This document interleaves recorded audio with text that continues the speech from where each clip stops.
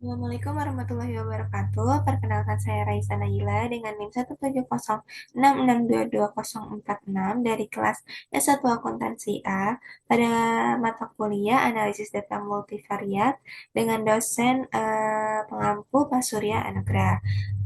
Pada kesempatan kali ini saya akan melakukan tutorial bagaimana penggunaan software eViews untuk pendahuluan yaitu persiapan atau input data, kemudian estimasi atau membuat persamaan regresi data panel, dan kemudian uji asumsi klasik.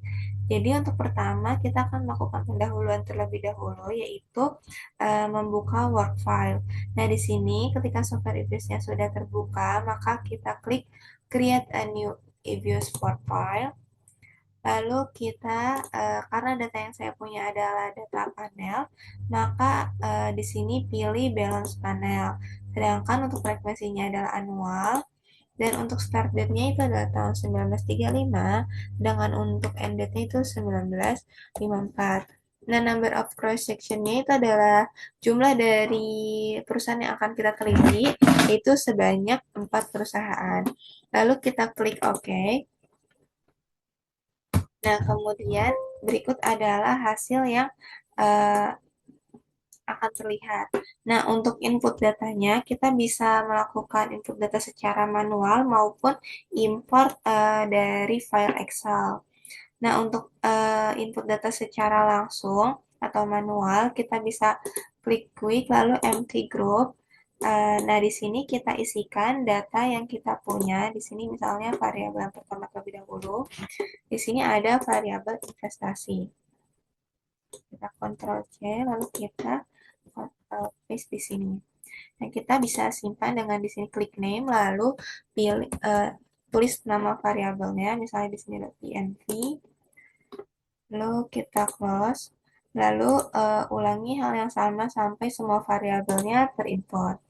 Di sini variabel keduanya ada harga saham, kita Ctrl C,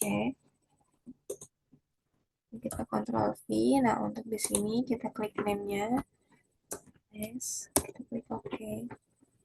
Kita close, lalu untuk variabel terakhirnya kita input juga di sini.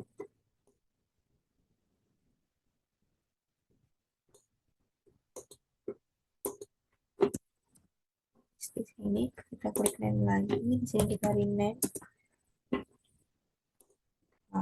Nah, jadi berikut data-data yang sudah kita import.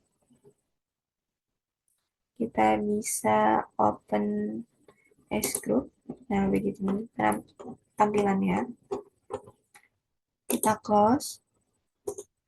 Nah, untuk import data menggunakan Excel, kita bisa close terlebih dahulu yang sebelumnya agar tidak double data, lalu kita klik file, lalu import dan import from file. Nah, kita masukkan data Excel yang sudah kita miliki sebelumnya. Kita klik OK. Nah, di sini kita sesuaikan dengan uh, sheet berapa data yang kita punya itu berada. Karena di sini saya memiliki di sheet 2, saya pilih sheet 2. Lalu kita klik next, lalu next lagi. Dan ini juga next. Nah, di sini kita pastikan karena data yang kita punya adalah data panel, maka di sini harus kita pilih basic structure-nya itu adalah date panel. Lalu kita klik finish. Lalu kita klik yes. Nah, berikut data hasil dari import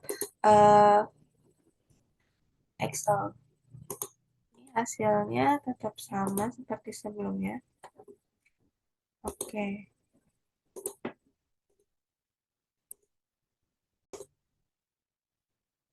Berikutnya kita masuk ke estimasi atau membuat persamaan regresi data panel.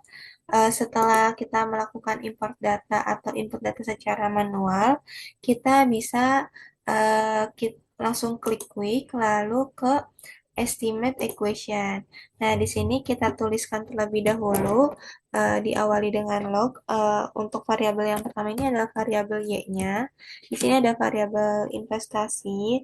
Lalu untuk variabel X-nya bisa kita tulis lagi. Di sini ada variabel HS, dan untuk variabel X yang lainnya bisa kita tulis lagi. Di sini ada NAK.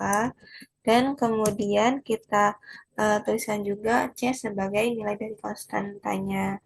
Lalu kita di sini pilih least square atau LSNAR. Nah, pastikan kalau sampelnya ini udah benar tahunnya. Lalu langsung kita klik OK. Nah, maka data yang muncul di sini merupakan model dari common effect. Sementara itu, apabila kita ingin mengubahnya menjadi fixed effect atau random effect, kita bisa klik di sini estimate. Nah, di sini kita klik panel option. Nah, di sini ada cross sectionnya. Kalau untuk fixed effect kita pilih fix. Lalu kita klik OK. Nah, maka di sini akan muncul maksud saya ada fixed effect modelnya. Sementara itu, satu lagi apabila ingin mengubahnya menjadi model uh, random effect, bisa kita klik di sini random. Nah, kita klik OK. Maka akan muncul di sini random effect-nya. Nah, untuk berikutnya kita akan melakukan pemilihan model. Nah, pemilihan model ini bisa dilakukan dengan F-test atau Chow-test, lalu ada Hausman test, dan Lagrange multiplier atau LM-test. Nah, pertama kita akan lakukan F-test terlebih dahulu atau Chow-test. Nah, karena F-test atau Chow-test ini untuk memilih model antara common effect dan juga fixed effect, maka kita bisa buka terlebih dahulu. Di sini adalah fixed effect-nya. Lalu kita klik OK, lalu kita klik View, lalu ke Fix atau Random Effect Testing, dan kita pilih Redundant Fixed Effect Likelihood Ratio, lalu kita klik OK. Nah, maka yang bisa kita lihat di sini adalah cross sections F-nya, di mana apabila probabilitas dari cross sections F ini lebih dari 0,05, maka model yang terpilih adalah common effect. Sementara apabila kurang dari 0,05, maka model yang terpilih adalah fixed effect. Maka bisa kita lihat di sini bahwa probabilitas cross section F-nya itu kurang dari 0,05, maka model yang terpilih adalah fixed effect. Lalu kemudian kita lakukan Hausman test terlebih dahulu. Kita bisa ke estimation of output lagi.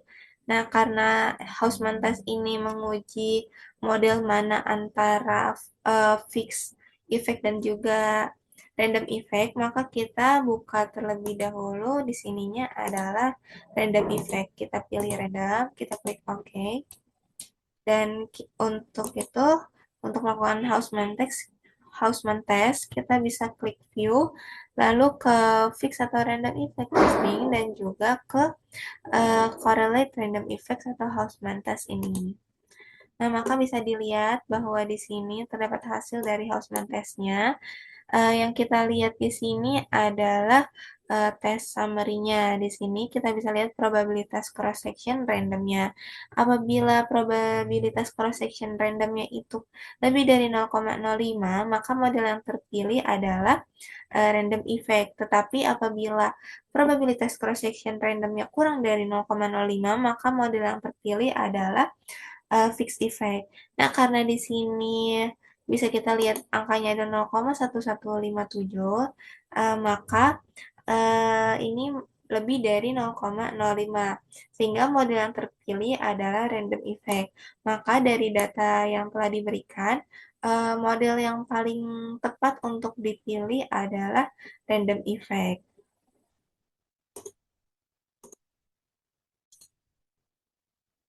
Baik, untuk berikutnya masuk ke uji asumsi klasik. Karena model yang kita dapatkan adalah model random effect, yang mana model random effect itu sudah memenuhi asumsi klasik karena dia menggunakan generalized least square atau GLS. Maka untuk uji asumsi klasik akan kita gunakan common effect model, yang mana common effect model ini masih menggunakan ordinary least square atau OLS yang masih dapat dilakukan uji asumsi klasiknya. Nah, untuk uji asumsi klasik yang pertama itu ada uji asumsi normalitas. Yang pertama kita lakukan, kita ubah terlebih dahulu di sini menjadi common effect modelnya. Lalu kita klik view, lalu ke residual diagnostic, dan ke histogram normality test. Maka dapat dilihat di bagian bawah sini, di mana terdapat nilai probability-nya itu sebesar 0,35629. Nah, karena nilai probability-nya itu lebih besar dari 0,05, maka H0 atau residual atau sisa mengikuti distribusi normal itu diterima. Jadi dapat disimpulkan bahwa untuk data ini, untuk model ini, residual atau sisaannya mengikuti distribusi normal.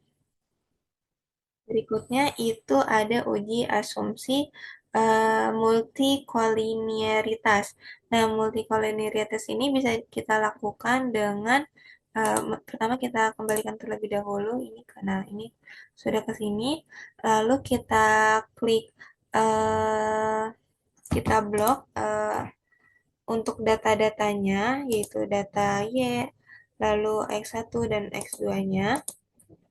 Lalu kita klik quick, lalu ke grup statistik, dan ke correlation. Nah, karena untuk multikolinearitas itu tidak diperlukan variabel Y, maka variabel Y-nya kita hapus. Lalu kita klik OK. Maka didapatkan bahwa untuk nilainya itu adalah, nilai korelasinya adalah 0,314852. Nah, berdasarkan pairwise correlation, nilai koefisien korelasi yang memenuhi itu adalah kurang dari 0,8. Karena di sini bernilai 0,3, maka nilai correlation-nya itu memenuhi, sehingga data ini uh, dapat disimpulkan bahwa tidak terjadi kasus multikolinearitas. Berikutnya ada uji heteroskedastisitas. Ini kita close terlebih dahulu. Nah, kita bisa ke general, lalu kita tuliskan ABS res sama dengan ABS dalam kurung resid. Lalu kita klik OK. Nah, maka kita blok ABS res-nya, lalu dengan variabel X-nya. Lalu kita klik open as equation. Nah, C-nya untuk konstantanya kita pindahkan posisinya. Lalu kita klik OK. Nah, maka didapatkan ini hasil uji dari multi heteroskedastisitasnya. Di sini kita bisa lihat bahwa probabilitas dari variabel HS dan juga NAK-nya, yang mana untuk interpretasinya apabila nilai signifikannya lebih dari 0,05, maka tidak terjadi gejala heteroskedastisitas. Sedangkan jika nilai signifikannya kurang dari 0,05, maka terjadi gejala heteroskedastisitas. Nah, dari antara variabel HS dan juga NAK, maka bisa kita simpulkan bahwa hanya variabel NAK saja yang terjadi gejala heteros, maksud saya hanya variabel NAK yang tidak terjadi gejala heteroskedastisitas, sedangkan pada variabel harga sahamnya itu terjadi gejala heteroskedastisitas. Baik, untuk berikutnya masuk ke uji asumsi autokorelasi. Pertama kita blok dulu variabel X dan Y-nya. Lalu open as equation. Lalu kini di urutannya itu variabel X terlebih dahulu, variabel Y terlebih dahulu yaitu NP, lalu C, lalu diikuti dengan variabel X-nya. Lalu panel optionnya kita sesuaikan dengan model yang kita pilih, yaitu Common Effect Model, lalu klik OK. Lalu di sini kita dipilih ke prop-nya itu make a residual series. Lalu kita klik OK. Nah, maka muncul data residualnya. Nah, berikutnya kita buka untuk data variabel X dan juga residualnya. Open as equation. Lalu kita custom menjadi seperti ini resid 01 lalu koefisiennya, lalu ini ada variabel X-nya dan resid 01 minus 1 dan resid 01 minus 2. Panel optionnya jangan lupa disesuaikan juga. Di sini kita pilih none, lalu kita klik OK. Kita klik yes.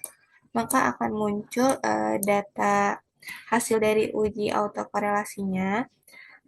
Yang kita lihat adalah R squared-nya. Di sini ada 0,781637. Maka untuk interpretasinya kita harus menghitung terlebih dahulu chi kuadrat hitungnya. Chi kuadrat hitungnya itu adalah R square dikali dengan data dari keseluruhannya, yaitu terdapat 80 data. Maka didapatkan nilai sebesar 62,5309. Nah, untuk chi kuadrat tabelnya dengan alfa 0,05 dan juga derajat DF-nya itu sebesar 158, di mana derajat kebebasannya ini didapatkan dari N atau baris dikurang 1 dikali dengan kolom dikurang 1, maka didapatkan 158. Dan untuk chi kuadrat tabelnya didapatkan senilai 181,166. Nah, untuk chi kuadrat hitungnya ini kurang dari chi kuadrat tabel, maka didapatkan bahwasanya eh, tidak terdapat masalah autokorelasi dalam data ini. Baik, sekian dari saya untuk tutorial dari mulai pembangunan work file atau input data, kemudian estimasi regresi data panel, dan juga uji asumsi klasik.